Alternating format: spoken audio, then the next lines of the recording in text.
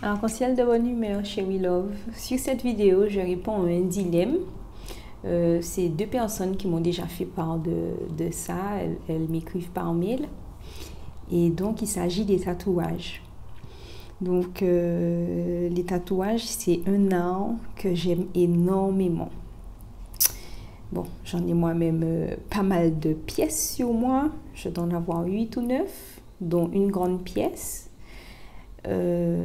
Mais donc ces personnes me disaient que le dilemme, c'est qu'elles se sont fait tatouer leur prénom colonial et maintenant qu'elles ont adopté un nom kamite, elles se sentent débiles d'avoir tatoué ça. Donc déjà, comme on est là pour se concentrer sur le positif, un grand bravo à toutes celles et tous ceux qui ont sauté le pas et adopté un nom kamite. Que ce soit le Kraden, qui est le nom de naissance, ou un autre nom kamite, un grand bravo. Et une médaille d'or à celles et ceux qui ont les deux carrément et qui se foutent du qu'en dira-t-on. Parce que c'est pas facile de quitter ce prénom.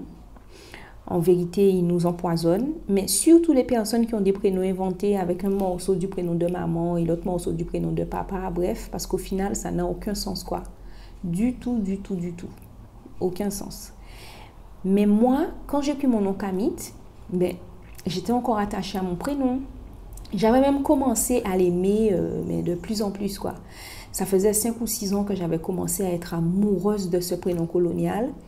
Et puis, mais quand j'ai compris combien il m'alourdissait, je remercie encore Mama Zama de m'avoir fait comprendre l'impact de ce prénom colonial qui était là juste pour écraser mon épanouissement et qui écrase notre épanouissement en tant que Camille tout court. Mais bon, je reviens sur le sujet. Peut-être même que, voilà, donc tu t'es tatoué ce prénom. Bon, peut-être, je me demande encore pourquoi les gens se font tatouer leur prénom.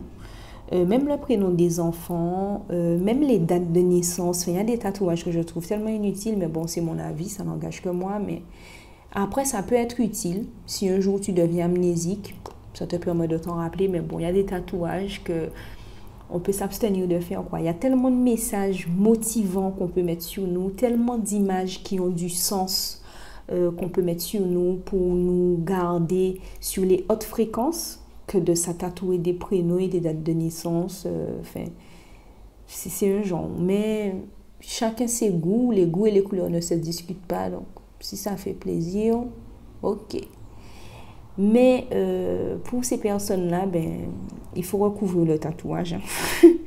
C'est ce qu'il faut faire. C'est comme les personnes qui se sont tatouées Zizi Crasse, ou bien la Vierge, ou bien qui ont fait la croix, ou qui ont fait des signes comme ça sur eux. Fais recouvrir ton tatouage. Hein. Franchement, parce que ça n'a pas ni bon sens. Enfin, ouais, c'est vide de sens, c'est mort. Ouais, c'est vraiment un truc. Mais dans la prochaine vidéo, je vais te raconter justement une anecdote sur mon prénom en question, mon prénom colonial que j'avais commencé à aimer. Et bon voilà, pour finir, je profite pour vous répondre parce que déjà, me le dire, c'est quelque part vous dévoiler. Donc, de me dire que voilà, je me suis fait tatouer mon prénom, je me sens bête.